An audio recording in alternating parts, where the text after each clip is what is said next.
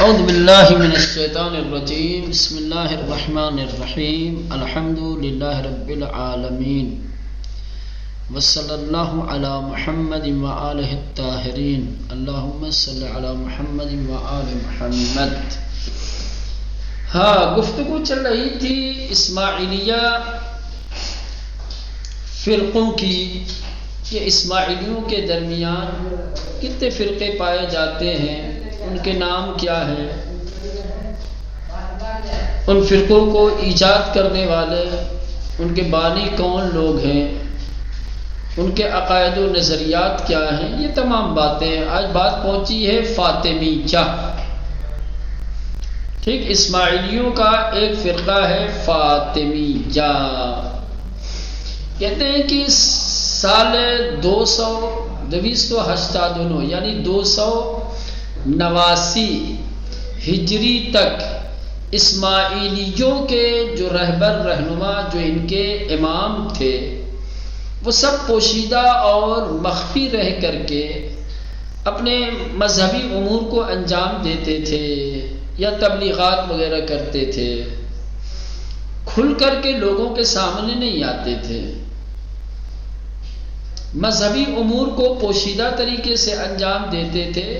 باقی ان کی تجارتیں عام تھی، تجارت کرتے تھے، سمجھ رہے ہیں؟ تجارت کے ضمن اپنی تبلیغ بھی کچھ کرتے تھے پوشیدہ طریقے سے چھپ کر کے۔ اسی لیے 289 سے پہلے کے جو اسماعیلیوں کے ائمہ ہیں انہیں ائمہ مستورین کہا جاتا ہے یا امام مستور۔ امام مستور ایک کے لیے ہے، ائمہ مستورین یعنی تمام اماموں کے لیے ہے۔ تو کہہ رہے ہیں کہ سن 289 ہجری سے پہلے جو اسماعیلیوں کے پیشوا اور امام تھے وہ مخفی اور پوشیدہ طریقے سے تجارتوں کے ضمن بڑی بہت اپنی تبلیغ کرتے تھے، منظر عام پہ آ کر کے علی الظاہر تبلیغی امور انجام نہیں دیتے تھے۔ اسی لیے اس سال سے قبل کے جو پیشوا ہیں، جو امام ہیں اسماعیلیوں کے، انہیں ائمہ مستورین یا امام مستور کہا جاتا ہے۔ کہہ رہے ہیں کہ یہاں تک کہ اسماعیلیوں کے چھٹے امام جن کا نام ہے عبید اللہ مہدی، یہ اسماعیلیوں کے چھٹے امام ہیں۔ 260 سے لے کر کے 322 ہجری یعنی یہ ولادت اور وفات کی تاریخ ہے ان کی۔ عبید اللہ مہدی یہ اسماعیلیوں کے چھٹے امام، انہوں نے 289 ہجری میں مغرب کی سرزمین یعنی مراکش، وہاں کی خلافت اور حکومت کو اپنے قبضے میں لے لیا اور اسماعیلیوں کی پہلی حکومت قائم کی۔ جب 289 ہجری میں مراکش میں اسماعیلیوں کی حکومت قائم ہو گئی، اس کی بنیاد پڑ گئی، اس کے بعد کے جو اسماعیلیوں کے پیشوا اور امام ہیں انہیں ائمہ پہلے کہا جاتا تھا ائمہ مستور، اور اس کے بعد پھر ائمہ ظاہرین یا امام ظاہر کہا جانے لگا۔ جب مراکش کے اندر اسماعیلیوں کی حکومت قائم ہو گئی 289 میں، 289 کے بعد کے جو اسماعیلیوں کے امام اور پیشوا ہیں انہیں ائمہ ظاہرین کہا جانے لگا۔ نتیجہ یہ نکلا کہ 289 سے پہلے کے جو اسماعیلیوں کے امام ہیں انہیں امام مستورین کہا جاتا ہے، ائمہ مستورین کہا جاتا ہے، اور جو 289 کے بعد کے ہیں انہیں ائمہ ظاہرین یا امام ظاہر کہا جاتا ہے۔ مراکش میں اسماعیلیوں کی جو حکومت قائم ہوئی وہ عبید اللہ مہدی کے ہاتھوں ہوئی، اور اس کے بعد آہستہ آہستہ ان کا دائرۂ حکومت بڑھتا گیا اور مصر اور تونس تک ان کی حکومت پھیلی، اور پھر یہی حکومت فاطمیان، حکومت فاطمیان کے نام سے مشہور ہوئی۔ تو کہا جاتا ہے فاطمیوں کی حکومت، حکومت فاطمیان یا دولت فاطمیان، یہ وہی حکومت ہے کہ جس کو عبید اللہ مہدی نے سب سے پہلے مراکش میں جس کی بنیاد ڈالی تھی، اور پھر آہستہ آہستہ ان کا دائرۂ حکومت بڑھتا گیا۔ یہ لوگ توسعہ ان کی حکومت پیدا کرتی گئی، یہاں تک کہ مصر و تونس اور اس کے اطراف ارد و گرد میں انہی کی حکومت قائم ہو گئی۔ کہہ رہے یہ جو فاطمیوں کی حکومت تھی یہ علی الظاہر نبی کریم کی دختر نیک اختر حضرت فاطمہ زہرا سلام اللہ علیہا سے بے انتہا محبت کرتی تھی، بہت زیادہ محبت کرتے تھے، اور چونکہ جناب سیدہ سے ایک خاص لگاؤ تھا، ان کا ایک خاص محبت اور عقیدت تھی ان کے یہاں، اسی لیے ان کو فاطمیان کہا جانے لگا، اسی لیے ان کے نام سے یہ لوگ منسوب ہو گئے۔ یہ اسماعیلیوں کو جو فاطمی کہا جاتا ہے، فاطمی کہے جانے کی وجہ ان کی خاص عقیدت اور محبت ہے شہزادی کے ساتھ، کیونکہ یہ بنت پیغمبر سے خاص محبت اور عقیدت رکھتے تھے، اسی محبت اور عقیدت کی بنیاد پر انہیں فاطمیان کہا جانے لگا۔ ابتدا میں یہ جو فاطمی تھے ان کے عقائد و نظریات دوسرے اسماعیلیوں کے عقائد و نظریات سے الگ نہیں تھے، یہ انہیں کے نظریات تھے، جو نظریات باقی اسماعیلیوں کے تھے، جو عقائد دوسرے اسماعیلیوں کے تھے، وہی عقائد و نظریات فاطمیوں کے بھی تھے۔ اسی وجہ سے ابتدا میں جو کرامتہ تھے، یہ کرامتہ والوں نے بھی، جو ان لوگوں نے فاطمیوں نے حکومت کی باغ ڈور ڈالی، جو حکومت کی تاسیس کی اور بنیاد ڈالی، تو کرامتہ میں بھی ان لوگوں کا ساتھ دیا۔ کرامتہ نے جو ساتھ دیا ہے فاطمیوں کا، اس کی وجہ ان کے عقائد و نظریات ہے، عقائد و نظریات ان کے ایک ہی تھے۔ بعد میں فاطمیوں کے کچھ عقائد اور نظریات میں چینجنگ آئے، کچھ بدلاؤ آیا، خاص طور سے اس سے پہلے جو اشارہ کیا گیا ہے کہ اسماعیلی اس بات کا اعتقاد رکھتے ہیں کہ شریعت کے جو احکام و دستورات ہیں ان کے کچھ باطن ہے کچھ ظاہر ہے، وہ باطن کی طرف توجہ زیادہ دیتے ہیں، ظاہر کی طرف ان کی کوئی توجہ نہیں ہے، اور چونکہ ظاہر شریعت کو یہ زیادہ اہمیت نہیں دیتے، اسی لیے ان کے یہاں ظاہری طور پر شریعت کی پابندی بہت زیادہ نظر نہیں آئے گی، اور اسی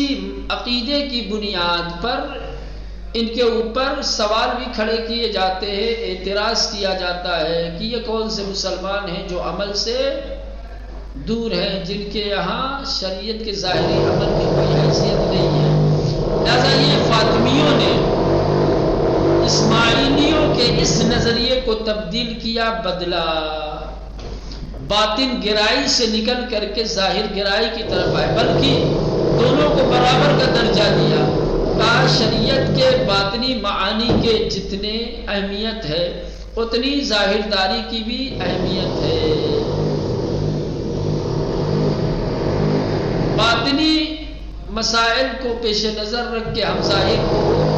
ترک نہیں کر سکتے۔ یہ ان کے سلسلے میں ایک مختصر سی معلومات تھی، دیکھتے ہیں یہاں سے عبارت۔ ائمہ اسماعیلیہ تا سال 289 ہجری کہہ رہے ہیں کہ اسماعیلیوں کے امام 289 ہجری تک دائماً یعنی مسلسل در حالت اختفاء بسرمی بردعان، ہمیشہ مخفی حالت میں تھے، پوشیدہ رہتے تھے، چھپے ہوئے تھے،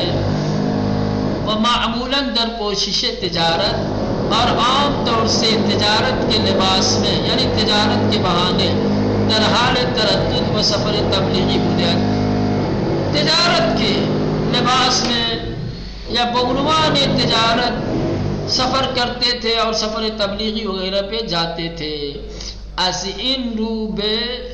این دسته از پیشوایان اسی وجہ سے چونکہ سال 289 ہجری تک اسماعیلیوں کے امام چھپے رہتے تھے، پوشیدہ رہتے تھے، کھل کر لوگوں کے سامنے نہیں آتے تھے، اسی لیے ان کو ائمہ مستورین یا امام مستور کہا گیا ہے. تا ان کی امام ششم اسماعیلیہ یہاں تک کہ اسماعیلیوں کے چھٹے امام یعنی عبید اللہ مہدی کہ جو 260 میں پیدا ہوئے 322 میں کیا ہے وفات کی تاریخ ہے، توانیس تھی. ٹھیک، عبید اللہ مہدی نے در سال 289 ہجری 289 ہجری میں در مغرب یعنی مراکش خلافت را در دست گرفت، خلافت کو اپنے ہاتھ میں لینے میں کامیاب ہو گیا. وہ نخستین دولت اسماعیلی را اور اسماعیلیوں کی پہلی حکومت کی تاسیس نمائے بنیاد ڈالی. از ان تاریخ کے بعد 289 کے بعد جب مراکش میں اسماعیلیوں کی حکومت بن گئی تو اس کے بعد کے جو اسماعیلیوں کے امام ہیں بعنوان ائمہ ظاہرین و امام ظاہر شناخت بھی شود. وہ ظاہرین امام یا امام ظاہر کے نام سے پہچانے جاتے ہیں. دولتی کی ابتدا توسط عبید اللہ مہدی در مغرب تاسیس شد، یعنی وہ حکومت کی جو عبید اللہ مہدی کے ہاتھوں سے جس کی بنیاد ڈالی گئی، جس کی ابتدا ہوئی مغرب زمین پر، و بعدہا بے نواحی مصر تونس، اور اس کے بعد مصر اور تونس کے ارد گرد اور اطراف و نواحی میں توسعے پیدا کر یہ اور وسعت ان کو ملی، یہ آگے بڑھے. وعنوان دولت فاطمیان شناخت بھی شود، اسی حکومت کو فاطمیوں کی حکومت کے نام سے جانا جاتا ہے. عبید اللہ مہدی نے مغرب زمین پر جس حکومت کی باغ ڈور ڈالی تھی اور پھر ان کی حکومت کا دائرہ بڑھا، مصر اور تونس کے ارد گرد اور آس پاس بھی ان کی حکومت پہنچ گئی. اسی حکومت کا نام ہے حکومت فاطمیان. دولت فاطمیان ظاہراً بدلیل ابزار محبت شدید، ابزار نہیں ابراز بے بخشی. دولت فاطمیان ظاہراً بدلیل ابراز محبت شدید، فاطمیوں کی محبت ظاہری طور پر شدید محبت کے اظہار کی وجہ سے بے دختر پیغمبر کس کے ساتھ؟ نبی کریم کی بیٹی کے ساتھ، نبی کریم کی بیٹی کے ساتھ ظاہری طور پر اپنی شدید محبت کے اظہار کی وجہ سے بے ان نام خواندے شدے است، ان کو فاطمی کہا جاتا ہے.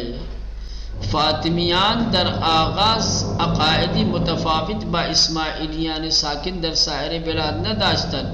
کہہ رہے کہ فاطمیوں کا عقیدہ ابتدا میں دوسرے شہروں میں جو اسماعیلی بستے تھے ان کے عقائد سے الگ نہیں تھا. وَأَزْ إِنْ رُو کرامتیں، اسی وجہ سے جو فرقہ کرامتہ کے افراد تھے از ابتداء تاسیس دولت فاطمیان، فاطمیوں کی حکومت کی جب بنیاد رکھی جا رہی تھی تو اذعان استقبال کردہ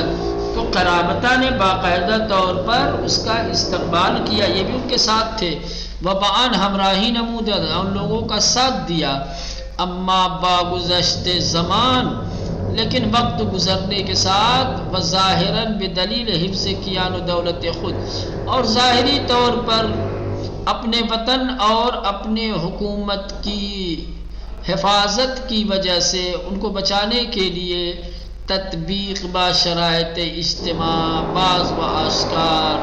انہوں نے کیا کیا؟ اجتماع کے شرائط کو تطبیق دیا اجتماعی شرائط کو مطابق کیا اور واضح کیا، وہ متفاوت با دور کتمان و سر، جو کتمان اور سر اور اسماعیلیوں کے اختفاء کا جو دور تھا اس کو ختم کیا، کہا کہ نا اب جو ہے ہمارے امام چھپ کر کے تبلیغ نہیں کریں گے، پوشیدہ نہیں رہیں گے، میدان میں آئیں، علی الظاہر لوگوں کے درمیان آ کر کے تبلیغ کریں، اور پھر دست بے تغییراتی در عقائد و باورہا اسماعیلی زدن، اور اس کے بعد اسماعیلی نظریات اور عقائد میں ان لوگوں نے تبدیلی پیدا کی، از ان تبدیل بے یک فرقے، اب چونکہ انہوں نے اسماعیلیوں کے قدیم عقائد و نظریات میں نئے عقائد و نظریات کو جگہ دی، قدیم نظریات کو بدلا، قدیم عقائد کو نئے عقائد میں بدلا، اسی وجہ سے کیا ہوا، یہ ایک فرقے میں تبدیل ہو گئے فاطمیان ایک فرقے میں تبدیل ہو گئے، از فرقہ اسماعیلیہ شدن، اور اسماعیلیہ کا ایک فرقہ یہ بھی بن گیا، وہ بطور طبیعی بسائر فرقہ، اور طبیعی طور پر تمام فرقوں کہ جس میں کرامتہ بھی ہے، کرامتہ کے ساتھ ان کا اختلاف ہو گیا، دوسرے اسماعیلی فرقوں کے ساتھ فاطمیوں کا اختلاف ہو گیا، عقیدتی اختلاف، نظریاتی اختلاف، خاص طور سے کرامتہ، جو کرامتہ تھے ان کے عقائد و نظریات سے کافی مخالفت تھی ان کو، تاجائی کی درگیری بین کرامتہ و فاطمیان در تاریخ ثبت شدہ، جہاں تک کہ کرامتہ اور فاطمیوں کے درمیان عقائد و نظریات کی جنگ چھڑ گئی، یہ دونوں آپس میں عقائد و نظریات کو لے کر کے لڑتے رہے، اور ان کی نظریاتی اور عقیدتی جنگ اور درگیری تاریخوں میں بھی رقم ہے کہ کس طریقے سے یہ لوگ فاطمیان در حالی چارچوب عقیدتی اسماعیلہ حفظ کردن، کرے فاطمیوں نے کسی حد تک اسماعیلی عقیدوں کی خاص قالب کے ساتھ حفاظت کی، برخی از مبانی و اصول لا تغییر دادن، اور بعض مبانی اور اصولی باتوں کو ان لوگوں نے بدلا تبدیل کیا، از جملے مواردی کی تعریف و تغییر جدیدی در مورد آن دادن، جن مقامات پر انہوں نے نئی تعریفیں کی، نئی تبدیلی دی، ان میں سے یہ ہے بحث ظاہر و باطن احکام شریعہ، شریعت و احکام کے ظاہر و باطن کی بحث، جیسا کہ اس سے پہلے گزر چکا ہے، کہتے تھے کہ شریعت کا ایک ظاہر ہے اور ایک باطن ہے، اور شریعت چاہتی ہے کہ لوگ باطن پہ عمل کریں، ظاہر لازم نہیں ہے، تو وہی شریعت و احکام کے جو ظاہر و باطن والی بحث تھی، اس میں خاص طور سے فاطمیوں نے ایک تبدیلی پیدا کی، فاطمیون معتقد بودن ظاہر و باطن شر باید بطور یکساں مورد توجہ قرار گیرا، فاطمیوں کا اعتقاد یہ تھا، وہ کہتے یہ تھے کہ شریعت کے ظاہر و باطن کو ایک نظر سے دیکھنا چاہیے، ایک جیسے دونوں کی طرف توجہ دینا چاہیے، شریعت کے باطنی معنی اور مفاہیم کی طرف جتنی توجہ اتنی ہی ظاہری کی طرف بھی دینا چاہیے، ورنہ باید بخاطر باطن شر ظاہر را نادید گرفت، اور کہتے تھے کہ شریعت کے باطن کی وجہ سے اس کے ظاہر کو نظر انداز نہیں کیا جا سکتا، آپ صرف باطن کو دیکھیں، باطن کی پابندی کریں اور ظاہر کو چھوڑ دیں، یہ نہیں ہو سکتا، بلکہ ظاہر و باطن شر مکمل یک دیگرن، بلکہ ان لوگوں نے کہا کہ شریعت کے ظاہری اور باطن، شریعت کا ظاہر اور باطن یہ ایک دوسرے کے مکمل ہے، ظاہر کے بغیر باطن ناقص ہے، باطن کے بغیر ظاہر، باطن مکمل ہوگا ظاہر کی وجہ سے، ظاہر مکمل ہوگا باطن کی وجہ سے، از ان رو باید بے ہر دو اہتمام ورزید، لہذا دونوں کی طرف توجہ دینی ہوگی، دونوں کی پابندی کرنی ہوگی، ظاہر کی بھی اور باطن کی بھی. بنابراین آنچه در درس نهم عقاید اسماعیلیه در مورد اتهام اباحی گریب اسماعیلیه مطرح شد. لہذا 9ویں سبق میں اسماعیلیوں کے عقائد کے سلسلے میں جو تھا اور اسماعیلیوں کو جو اباحہ گری سے متہم کیا گیا تھا، کہا گیا تھا کہ چونکہ یہ باطن شریعت کے قائل ہیں، ظاہر پر ان کا کوئی عمل نہیں ہے، ظاہر مباح سمجھتے ہیں، اور وہاں اسماعیلیوں کے اوپر اسی عقیدے کی وجہ سے اباحہ گری کا الزام لگایا گیا تھا. کہا گیا تھا کہ اسماعیلی کیا ہے، ان کے یہاں ہر چیز مباح ہے،